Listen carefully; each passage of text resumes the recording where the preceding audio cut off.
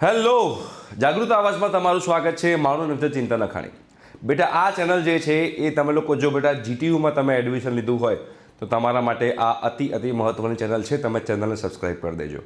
અને આપણે બેટા જીટીયુના અલગથી વોટ્સએપ ગ્રુપ બનાવ્યા છે.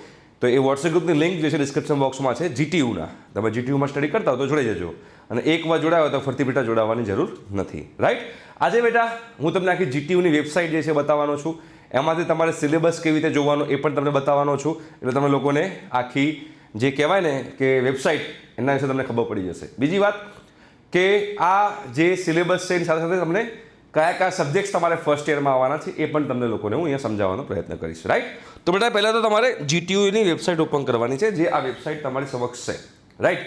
લખેલું જ છે gtu.ac.in. બેટા જીટીયુમાં જે પણ નવા સર્ક્યુલર આવશે એ બધા સર્ક્યુલર બેટા તમને લોકોને અહીંયા આગળ જોવા મળશે. આ રહ્યા ધારો કે ફોર એક્ઝામ્પલ 22 જુલાઈ જે છે તો એમાં બીસીએનું સેમેસ્ટર 2નું રિઝલ્ટ ડિક્લેર થઈ ગયું છે, એનું આ નોટિફિકેશન આવી છે. રાઈટ?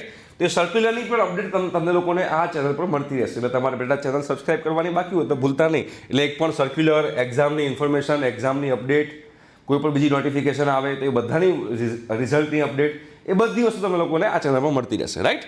તો હવે તમે જોશો બેટા અહીંયા આગળ, તો તમારે અહીંયા આગળ જોશો about us, ad administrative section, academic wing છે દેખાય છે તમને, એફિલિએટેડ ઇન્સ્ટિટ્યૂટ આ બધું દેખાય છે. એમાં તમારે એડમિન સેક્શનમાં જવાનું છે.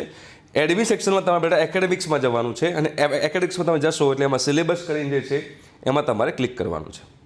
તમે જેવું સિલેબસ બેટામાં ક્લિક કરશો એટલે બીજું ખુલશે. એમાં તમારે જવાનું છે અહીંયા આગળ સિલેક્ટ કોર્સ. એનામાં તમે જશો એટલે અહીંયા આગળ તમારે BE-BTech લખેલું આવે છે, તમારે સિલેક્ટ કરવાનું આવશે. રાઈટ? અહીંયા for example bachelor of engineering જે હશે, રાઈટ, તમને દેખાશે. આપણે જોઈ લઈએ ક્યાં આગળ છે. BBA, BCA, BE, bachelor of engineering. Right? તો BE સિલેક્ટ કરી નાખ્યું આપણે. બ્રાન્ચ તમારે જે પણ બ્રાન્ચ હોય, તમારે કોમ્પ્યુટર એન્જિનિયરિંગ બ્રાન્ચ હોય તો બાજુમાં કોડ લખ્યો છે, તમારી બ્રાન્ચનો કોડ છે આ 07. ઇલેક્ટ્રિકલ એન્જિનિયરિંગ હોય તો તમારો બ્રાન્ચનો કોડ બેટા 08 છે. રાઈટ? 09 છે. એવી રીતે દરેકના બ્રાન્ચના કોડ લખેલા છે. તમે આઈટીમાં હો તો તમારો બ્રાન્ચ કોડ 16 છે. ફોર એક્ઝામ્પલ મેં કોમ્પ્યુટર એન્જિનિયરિંગ સિલેક્ટ કર્યું. બરોબર? હવે તમે એમાં એ સિલેક્ટ કરશો એટલે તમારે સેમેસ્ટર 1 સિલેક્ટ તમારે કરવાનું. તમે ફર્સ્ટ સેમેસ્ટરમાં તમે લોકો એડમિશન લેવા જઈ રહ્યા છો. રાઈટ? એકેડેમિક યર બેટા તમારે 24-25 લખવાનું છે. બિકોઝ 24-25માં તમારો સિલેબસ અપડેટ થયો છે. એટલે 2 વર્ષથી આ સિલેબસ ચાલી રહ્યો છે. તમે 25-26 લખશો તો એમાં તમને કોઈ સિલેબસ દેખાશે નહીં. આ તમારો લેટેસ્ટ સિલેબસ 24-25નો છે જે તમારે સિલેક્ટ કરવાનો છે. એમાં ઇલેક્ટિવ, નોન ઇલેક્ટિવ કશું તમારે સિલેક્ટ કરવાનું નથી. સબ્જેક્ટ કોડ તમારે લખવાની જરૂર નથી અને સબ્જેક્ટ નેમ બી લખવાની જરૂર નથી. કેમ કે તમારે કેટલા સબ્જેક્ટ આવે છે તમારે જાણવું છે. રાઈટ? તો સર્ચ બટન પર તમારે ક્લિક કરવાનું. હવે તમે જેવું સર્ચ બટન પર ક્લિક કરશો અને તમે જશો નીચે તો નીચે બધા જે છે અહીંયા આગળ તમારા સબ્જેક્ટ્સ આવી ગયા. તમે બેટા કોમ્પ્યુટરમાં હો, તમે આઈટીમાં હો, મિકેનિકલ, સિવિલ, ઇલેક્ટ્રિકલ, કોઈ પણ બ્રાન્ચમાં હો, તમામ વિદ્યાર્થીઓને જે છે સેમ સબ્જેક્ટ આવશે ફર્સ્ટ યરની અંદર. અહીંયા આગળ તમે જોશો બેટા તો અહીંયા આગળ તમારો BE 01 000 31. આ શું છે બેટા? આ જે તમારો સબ્જેક્ટનો કોડ છે, લખી સબ્જેક્ટ કોડ. બરાબર છે? અહીંયા આગળ તમે જોયું તો 24-25નો સિલેબસ છે. અહીંયા ટોટલ લખ્યું છે ક્રેડિટ. જેની ક્રેડિટ સૌથી વધારે હોય સૌથી ઇમ્પોર્ટન્ટ સબ્જેક્ટ કહેવાય. રાઈટ? તો 4 ક્રેડિટ જે હોય તમારા ઇમ્પોર્ટન્ટ સબ્જેક્ટ થયા કહેવાય. અહીંયા જે લખ્યું છે 70 માર્ક્સની એક્ઝામ જીટીયુ લેશે, 30 માર્ક્સની એક્ઝામ તમારી કોલેજ લેશે, મિડ સેમેસ્ટર એક્ઝામ જેને કહેવાય, 20 માર્ક્સની એક્ઝામ એ ઇન્ટરનલ આવ્યા. આ બધું તમે ટોટલ 150 માર્ક્સ થાય છે. એ તમે ડિટેલમાં તમને સમજાવીશ. હાલ આપણે સિલેબસની વાત કરી રહ્યા છીએ. તો chemistry, mathematics 1, basic electrical engineering જેને BEE કહેવાય, એન્જિનિયરિંગ ગ્રાફિક્સ એન્ડ ડિઝાઇન એને EGD કહેવાય, design thinking, basic mechanical engineering, basic electronics engineering, programming for problem solving, universal human values. Right? આ બધા સબ્જેક્ટના નામ અહીંયા આગળ લખેલા છે. હવે અહીંયા આગળ તમે જોશો ફોર એક્ઝામ્પલ મેથ્સ 1 તમારે એનો સિલેબસ જોવો છે કે ફોર એક્ઝામ્પલ તમારે બેઝિક ઇલેક્ટ્રિકલ એન્જિનિયરિંગ સબ્જેક્ટ જોવો છે, કોઈ પણ તમારે આમાંથી કોઈનો સિલેબસ જોવો છે. તમારે શું કરવાનું બેટા? અહીંયા આગળ આ કોડ જે છે એની પર ક્લિક કરવાનું.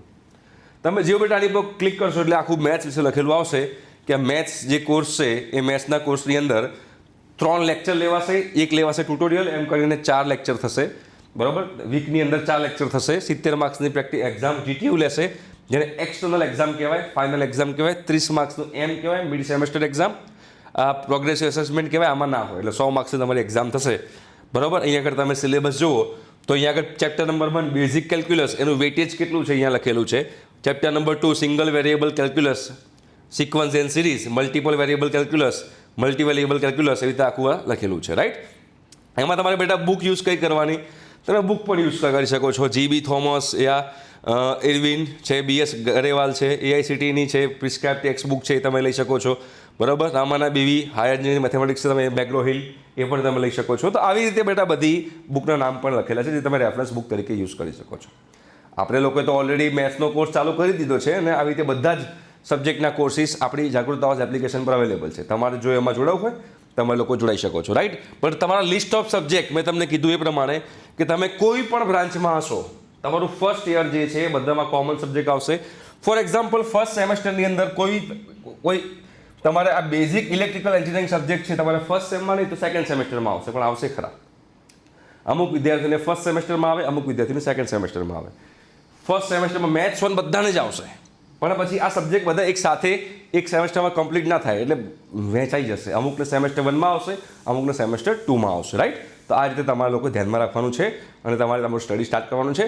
બિકોઝ ડિસેમ્બરમાં તમારી બેટા એક્ઝામ છે અને આ જુલાઈ મહિનો પતવાયો છે. ડિસેમ્બરમાં એક્ઝામ છે, ગણીને ચાલજો, ઠીક છે. તો આ syllabus, list of subjects I hope so કે તમે લોકોને ખબર પડી ગઈ છે, ઠીક છે.